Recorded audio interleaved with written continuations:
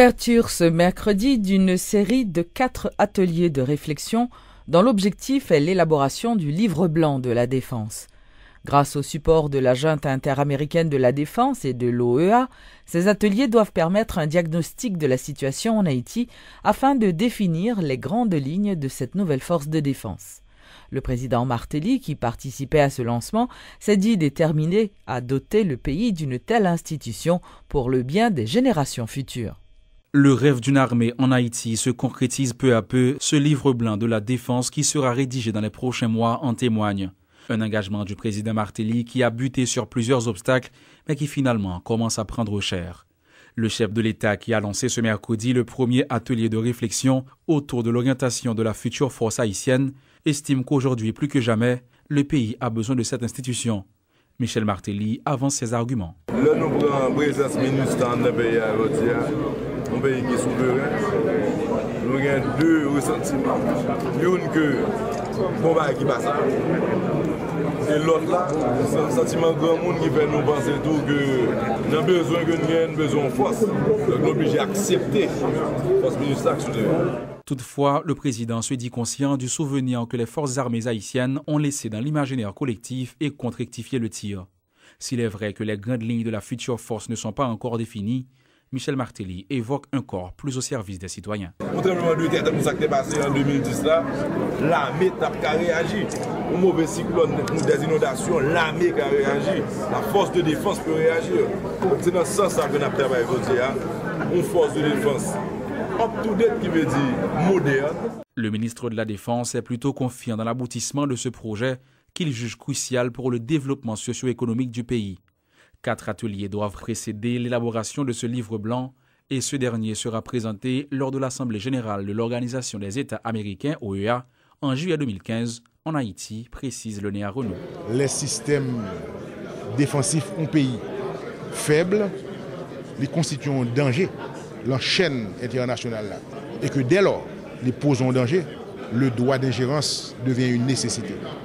Notons que plusieurs cadres d'universités venus de nombreux pays de l'Amérique latine et du Sud prennent part à ces ateliers aux côtés d'experts haïtiens en vue d'identifier les véritables faiblesses du pays en matière de défense. Une initiative supportée par l'OEA. Maître Anel Alexis Joseph, président du Conseil supérieur du pouvoir judiciaire, dans une interview accordée à Radio Métropole, a affirmé que le processus de certification des juges se poursuivait et qu'une commission de 6 membres du ministère de la Justice et du CSPJ a vu le jour pour travailler sur ce dossier. Maître Joseph a fait remarquer qu'à ce jour, le mandat d'une vingtaine de juges a été renouvelé. Je crois qu'on a renouvelé une vingtaine. Donc il y avait un blocage pour prestation de serment. Hier, on a bougé. Maintenant, les doyens sont autorisés à recevoir la prestation de serment de tous ces juges. Et une autre liste sera acheminée au ministère de la Justice pour d'autres juges, pour le renouvellement du mandat d'autres juges. Pour la certification, c'est une exigence de la loi créant le CSPJ. Tous les juges doivent être certifiés. On avait des problèmes, ça demande beaucoup d'argent. Bon, maintenant, on est parti. On a pu monter la commission de certification avec 3 membres du ministère de la Justice, 3 membres du CSPJ. Et cette commission travaille depuis peut-être une semaine. Mais nous n'avons pas encore les résultats de ce travail. Nous attendons. Mais je peux vous dire que tous les juges de la République, au niveau des tribunaux de paix, au niveau des tribunaux civils, au niveau des cours d'appel et même à la Cour de cassation, doivent être certifiés. Le bureau de communication de la primature a annoncé dans un communiqué que le ministre délégué auprès du Premier ministre chargé de la sécurité énergétique, René-Jean Jumeau, a été démis de ses fonctions. Cette mesure témoigne de la volonté manifeste du président de la République et du Premier ministre de redynamiser le secteur énergétique en vue de répondre aux besoins de la population. Plus de 300 000 véhicules sont enregistrés dans la base de données de l'Office d'assurance véhicules contre tiers OAVCT. Lors d'une rencontre avec la presse ce mercredi, le directeur de cette institution, Dunel Laurent, a révélé que le parc automobile haïtien comptait environ 500 000 véhicules. Il annonce que les responsables de l'OAVCT travaillent actuellement dans le but d'améliorer la qualité du service offert par cet organisme de l'État. Premièrement, moderniser boîte là. Deuxièmement, augmenter recettes. Troisièmement, permettre que l'OAVCT fournisse tout service libre à Port-au-Prince en province pour ne pas besoin tout en sortant en province venir ici. Et quatrièmement, toujours gagner des gens qui plaignent que leur fait accident comme la trop petit. Donc, ils te mettez dans faire de ça pour nous. Il y a une question qui c'est comment pour nous faire pour les gens qui gagnent des machines qui récentes, comment on a fait pour nous faire un dédommagement qui est adéquat. Parce que là, on a une machine 2014, elle fait accident, là, très mal, ouais, ça, que yo bal 15 000, 25 jusqu'à 50, 60 000 gouttes. Assurance optionnelle là, c'est une assurance qui couvre des véhicules de 0 à 5 ans. Et ou qu'à reprendre avec tout que ou une machine ou t'as acheté par exemple 200 000 $ américains et pour payer une assurance 10 000 gouttes pour lui, l'offre accident va 50 000 $ américains. De ce fait, n'a pas fait ça au tacarelé, on va le mettre sous pied, il y a une assurance optionnelle qui a couvert type de véhicule. Actuellement, et jusqu'à mardi 12 août 2014, nous avons 365 197 véhicules qui sont enregistrés. Mais par statistique, nous connaissons que sous territoire, il y a plus que 500 000 véhicules qui ont circulé. Ça veut dire que tout véhicule qui a circulé sur territoire, il n'y a pas assuré ou du moins assuré pas à jour. C'est peut-être ça, très bientôt, d'ici fin octobre, nous avons lancé des spéciales pour inciter les gens à venir payer assurance pour mettre à jour. Spécial, ça l'a fait sous machine qui doit 10 ans, on a 4 machines dans le garage, elle doit 10 ans, payer 3 ans.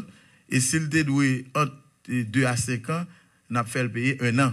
C'est le meilleur moyen, nous connaissons que pour nous inciter à nous payer assurance et pour nous avons une couverture plus ou moins nationale dans l'affaire véhicule à moteur qui a circulé. Le ministère de la Santé publique a rencontré ce mercredi divers secteurs travaillant dans le domaine de la santé dans le cadre du plan de régularisation du système sanitaire haïtien. Les responsables de l'institution souhaitent régulariser et contrôler les dépenses de chaque section au sein du ministère. Suivez les explications de Brignol Boulin du MSPP. Bien pile, moun, surtout après 16-12 janvier, qui sans contrôle, qui a fait n'importe quoi dans le secteur santé. Il y a de monde qui ont de financement dans le secteur que le ministère n'a pas de contrôle. Le ministère quoi? L'important qu'on y a là, pour mettre tout le monde ensemble, pour le dire par rapport avec la priorité que le gagne, par rapport avec la responsabilité que le gagne, pour garantir la santé de la population, il faut que tout le monde soit chita ensemble. C'est peut-être ça, je dis à département de l'Ouest, chita avec les principaux intervenants dans le secteur santé. Pour le capable de dire, même au d'ordre là. Mais règle là, c'est une table sectorielle, première table sectorielle que nous faisons, qui correspond avec le règlement, qui correspond avec les normes. C'est peut-être ça, nous gagnons un terme de référence. C'est ça que nous partagé avec nous là. C'est peut-être ça, nous avons un document politique de santé nationale, ministère. Nous avons un plan directeur qui servent nous de cadre de référence pour nous capables de partager avec acteurs qui sont dans le système au niveau départemental, pour le département lui-même par rapport au niveau de responsabilité, fait ça pour le faire, pour le capable renforcer le leadership, pour ça capable de garantir la santé de la population. Table sectorielle là, c'est un gros pas dans la bonne direction. C'est une démarche extrêmement importante pour mettre l'ordre. Pour mettre l'ordre, parce qu'il y a une pile institution, il y a une pile intervenants qui passent sous contrôle, qui ne sont pas enregistrés. Nous voulons que tout le monde enregistré, tout le monde sous contrôle, pour aller dans le sens bien.